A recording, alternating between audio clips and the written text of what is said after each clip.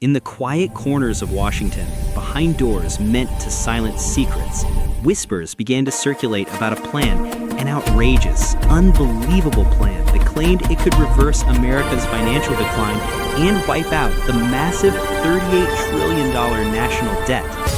It didn't appear in official briefings, and it never reached the hands of Congress. Instead, it existed only in fragments, in rumors shared by people who likely weren't supposed to talk.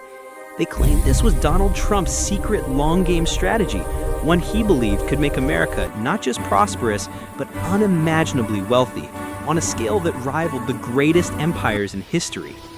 The idea sounded impossible.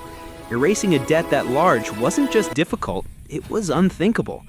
But in American politics, the impossible had always left just enough room for one bold leader to try. And according to the whispers, Trump wasn't thinking small. He was thinking in shockwaves, economic earthquakes strong enough to shift the entire global system beneath America's feet. This so-called plan didn't appear out of thin air. It was shaped by years of watching global power move and change. The U.S. had become a paradox, the world's largest economy, yet carrying the world's largest debt. A country overflowing with innovation but trapped under financial habits built decades ago. Whether people admired Trump or not, they knew one thing. He hated losing, and in his world, victory meant outmaneuvering systems everyone else believed couldn't be touched. Those closest to him said he'd always been obsessed with leverage. Financial leverage, political leverage, psychological leverage. And leverage, they believed, was at the heart of this plan. America possessed strengths no other nation could match.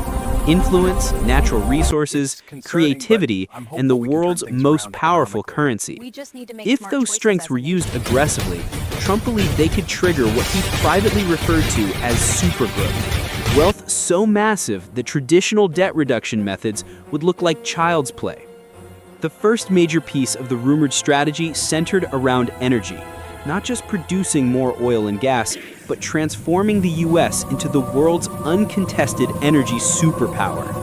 America had huge untapped reserves, rare earth elements, and production capabilities others couldn't match. If the U.S. controlled enough of the global supply, it could set prices, renegotiate deals, and redirect trillions back into the economy. But even that wasn't enough. The next part of the plan supposedly focused on renegotiating America's global financial obligations. Trump had always viewed international relationships like business deals. If countries benefited from U.S. protection, he believed they should pay more. If they enjoyed access to American markets, he believed the deal should be fair and profitable for the U.S. Done right, analysts estimated this could shift hundreds of billions back home. Done wrong, it could spark major diplomatic conflicts. The third rumored component dug into the structure of the federal government itself. The U.S. owned enormous land, buildings, and unused assets worth trillions. A radical restructuring, cutting waste, streamlining programs, and leveraging government property could generate huge financial returns. But selling federal assets or reorganizing agencies would ignite intense political battles. Then came the most explosive part, a full-scale push to dominate the future of global manufacturing. AI, robotics, biotech, and advanced materials were redefining the world economy. If America led those industries, it could trigger a new industrial revolution, creating millions of high-income jobs and dramatically increasing GDP. Supporters believed deregulation and incentives could unleash this potential. Critics feared it would cause abuse or instability. The final piece involved the U.S. dollar. America controlled the world's reserve currency, a position of unmatched financial power.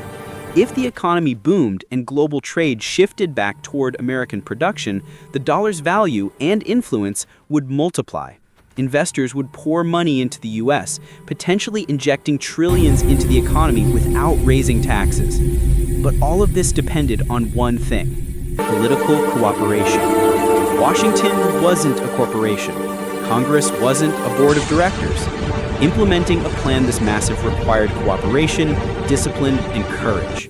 And those aren't always easy to find in modern politics. Still, the rumor grew. It sparked debates, videos, economic discussions, and endless speculation. Some called it conspiracy, others called it genius. But the truth was simpler. People were desperate for answers. America's debt was enormous, and traditional solutions felt too small. The idea of a secret plan gave people hope that bold thinking could solve massive problems. In the end, whether the plan ever existed didn't matter as much as the conversation it created. It forced people to think bigger, to imagine what America could be, to believe the country wasn't defined by its debt, but by its ambition.